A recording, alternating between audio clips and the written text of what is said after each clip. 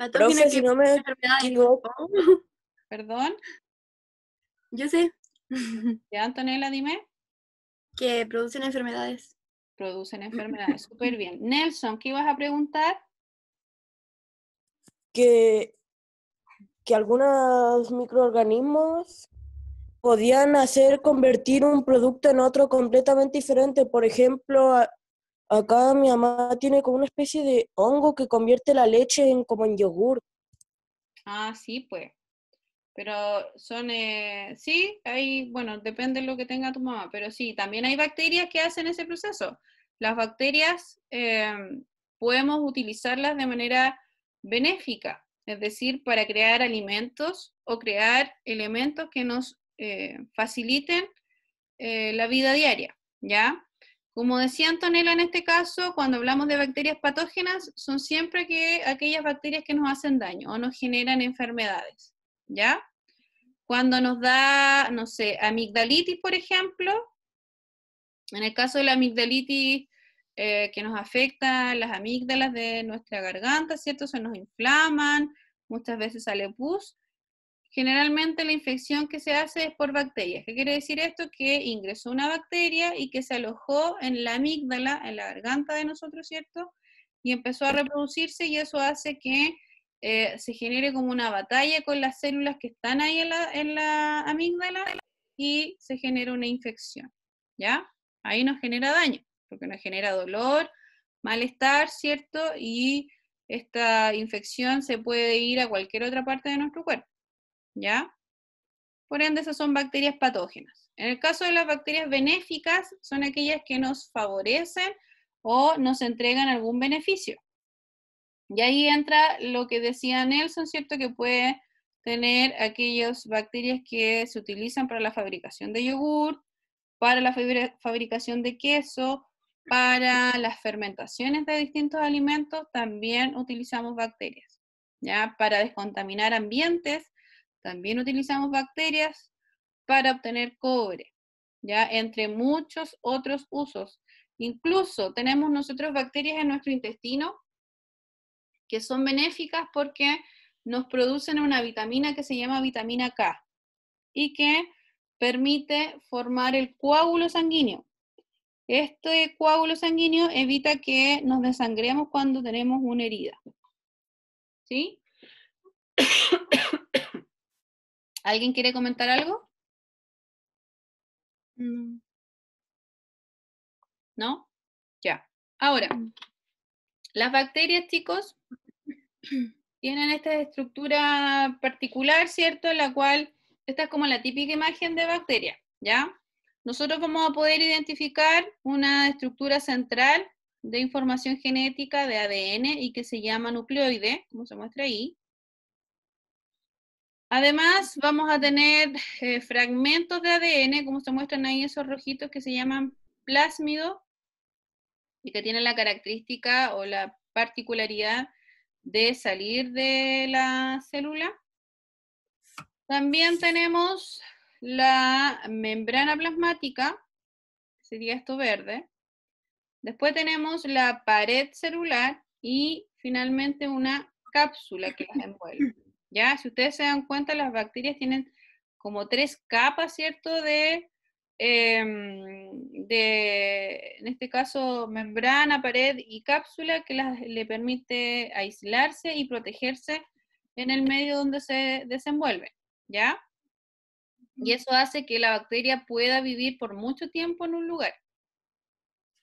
También tienen estas estructuras como pelitos que se ven ahí, que se llaman pilis, y que los pilis permiten actuar como puentes de comunicación entre las bacterias. Ya puede venir aquí otra bacteria, se unen a través de los pilis y se traspasa información genética, que son estos plásmidos de color rojito que pueden salir de la célula e ingresar a otra. ¿Ya? Además, algunas de estas bacterias tienen flagelo. ¿Para qué les servirá el flagelo?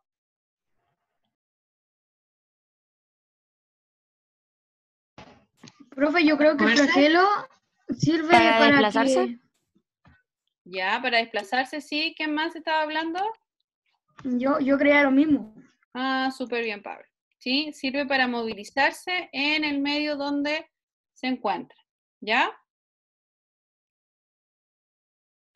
¿Preguntas? ¿No? Seguimos entonces. Ahora, ¿cómo se reproducen las bacterias? Vamos a tener que existen fases de reproducción, es decir, cuando aumentan en el número o la cantidad de individuos en un medio ambiente determinado, ¿ya? Vamos a tener la fase de latencia, que sería la primera etapa de la reproducción, en la cual la bacteria se ambienta o se prepara para la reproducción, ¿ya? Aún no se reproduce, aún no aumenta el número. Cuando hablo de reproducción, chicos, me refiero a que la célula se divide en dos y obtiene dos células hijas, ¿sí? Después viene la fase exponencial o logarítmica, en la cual la célula sí se reproduce, se está dividiendo en dos. Por eso, si yo analizo este gráfico, veo que aumenta la cantidad. Miren acá, este es el eje de cantidad de células visibles, ¿cierto? Y este es el tiempo que se demora. Entonces, primera etapa, latencia, la célula se adapta al medio y no se reproduce, se mantiene el número. Después la fase exponencial, que aumenta la cantidad de individuos o el número de individuos, ¿sí? Si lo vemos en el gráfico, sube la curva. La fase estacionaria es cuando yo tengo esta cantidad y se mantienen en el medio ambiente, ¿ya? Se alimentan, se reproducen, ¿cierto? Y ahí están, se mantienen. Y después viene la fase de muerte. La fase de muerte, por carencias de nutrientes muchas veces, se mueren los microorganismos y volvemos nuevamente a un número inicial. ¿Ya? Veamos. Fase de latencia, entonces, no hay variaciones en la cantidad o en el número de individuos. ¿Ya? En la fase de latencia, la bacteria se adapta al medio donde se encuentra. Tenemos la fase exponencial, en la cual las células presentan una elevada tasa de crecimiento, quiere decir que aumenta muy rápido el número de individuos. Y vamos a tener la fase estacionaria, donde el crecimiento como que se vuelve estable. Y aquí las bacterias empiezan a reemplazar a aquellas que ya han muerto, ¿ya? Y la fase de declinación o muerte, por un aumento exagerado del número de individuos, empieza a escasear los nutrientes, las bacterias compiten entre sí y eso hace que muchas de ellas mueran, ¿ya? Y ahí baja nuevamente la curva en el gráfico que yo les mostraba anteriormente, ¿sí? ¿Preguntas, chicos? Profe, Dígame, Nelson. ¿por qué el cáncer hace que las células crezcan de forma descontrolada y nos maten? Ya, el cáncer es una alteración genética y hace que nuestras propias células alteren su ciclo celular. Ciclo celular significa como el tiempo que se demora una célula en reproducirse, ¿ya? O en reemplazarse. En este caso, cuando se altera el ciclo celular, hace que las células creen muchas células hijas. Y eso conlleva a que se formen tumores.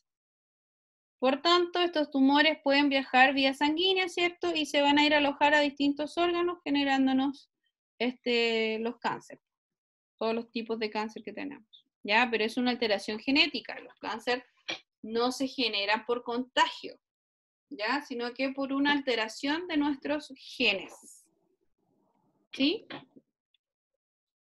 ¿Alguien más tiene una pregunta? Profe, Dígame. ¿aproximadamente cuánto puede durar una célula antes de que se divida? Si se puede decir así. En fase de latencia, dices tú, Sí, solo va a depender del medio donde se encuentren. Solamente depende de eso. Y puede durar, puede estar, no sé, segundos, como también puede estar días o años, dependiendo. Ya dependiendo el tipo de ambiente donde se encuentre. Porque, por ejemplo, si es un ambiente donde carecen de nutrientes, la bacteria no le conviene reproducirse, porque si no le van a quitar sus nutrientes. En cambio, si está en un ambiente rico en nutrientes, rico en elementos que a ella le sirven, se puede reproducir fácilmente y rápidamente porque hay mucho disponible para la reproducción. ¿Sí? ¿Alguien más?